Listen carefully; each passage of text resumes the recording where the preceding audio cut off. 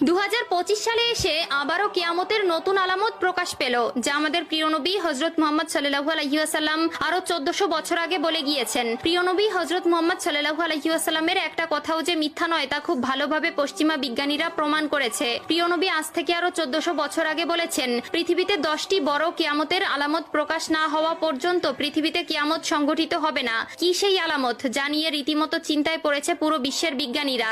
আপনি যদি একজন মুসলিম হয়ে থাকেন তবে ভুলেও ভিডিওটি এড়িয়ে যাবেন না, কারণ আমরা আজকে আপনাদের জানাতে চলেছি প্রকাশিত হওয়া সেই কিয়ামতের আলামত সম্পর্কে। আর আপনি যদি আমাদের প্রিয় নবী হযরত মুহাম্মদ সাল্লাল্লাহু আলাইহি ওয়াসাল্লামকে ভালোবেসে থাকেন তবে অবশ্যই কমেন্ট বক্সে আলহামদুলিল্লাহ কমেন্ট করবেন আর ভিডিওটি শেয়ার করে দিতে ভুলবেন না, কারণ আপনার একটি শেয়ারে আরো অনেক মুসলিম ভাই ও বোনেরা কিয়ামতের এই আলামত সম্পর্কে জানার সুযোগ পাবে। তো চলুন বেশি কথা না বলে শুরু করা যাক আজকের এই ভিডিও। হাদিসে বর্ণিত আছে, কিয়ামত সংঘটিত হওয়ার পূর্বে পুরো পৃথিবী থেকে পবিত্র আল কোরআন উঠিয়ে নেওয়া হবে। প্রিয় দর্শক, কিয়ামতের নিকটবর্তীতার প্রমাণ স্বরূপ কিছু আলামত প্রকাশ পাবে। এর মধ্যে কিছু হবে বড় আলামত, আবার কিছু হবে ছোট ছোট আলামত। ইতিমধ্যে পুরো বিশ্বে অসংখ্য কিয়ামতের ছোট আলামত প্রকাশিত হয়েছে।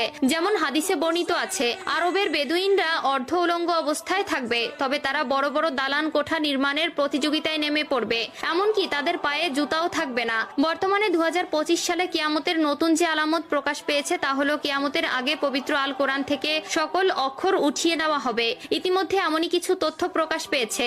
আজ থেকে প্রায় 1400 বছর আগে মহান আল্লাহ তাআলা হযরত মুহাম্মদ সাল্লাল্লাহু আলাইহি ওয়াসাল্লামের উপর কোরআন নাজিল করেন এবং আল্লাহ তাআলা ঘোষণা দেন কিয়ামতের আগ পর্যন্ত তিনি নিজেই তা সংরক্ষণ করবেন। আল্লাহ তাআলা পবিত্র আল কোরআনের মধ্যে বলেছেন, নিশ্চয়ই আমি কোরআন অবতীর্ণ করেছি এবং আমি এর সংরক্ষক। সূরা আল হিজর আয়াত নম্বর 9। কিন্তু এমন এক সময় আসবে যখন মানুষ কোরআন ভুলে যাবে। পৃথিবীতে এমন কেউ থাকবে না যে কোরআন স্মরণ করবে। তখন আল্লাহ তাআলা এই পৃথিবী থেকে কোরআন তুলে নিবেন। এরপর ইসরাফিল আলাইহিস সালাম সিংহায় ফুঁক দিবেন এবং এই মহাবিশ্ব ধ্বংস হয়ে যাবে। রাসূলুল্লাহ সাল্লাল্লাহু আলাইহি ওয়াসাল্লাম বলেছেন, রাতের অন্ধকারে কোরআন মানুষের বুক থেকে উঠিয়ে নেওয়া হবে, এমনকি মুসহাফের একটি আয়াতও পৃথিবীতে অবশিষ্ট থাকবে না। ইবনে মাজাহ হাদিস নম্বর 4050। কিয়ামতের আগে পৃথিবীতে কোনো মুমিন ব্যক্তি থাকবে না। কিয়ামত আসবে পৃথিবীর সবচেয়ে নিকৃষ্ট মানুষদের উপর। আনাস ইবনে মালিক রাদিয়াল্লাহু তাআলা আনহু থেকে বর্ণিত, রাসূলুল্লাহ সাল্লাল্লাহু আলাইহি ওয়াসাল্লাম বলেছেন, কিয়ামত ততক্ষণ শুরু হবে না যতক্ষণ না এই পৃথিবীতে এমন কেউ অবশিষ্ট থাকবে না যে বলবে আল্লাহ আল্লাহ। সহিহ মুসলিম।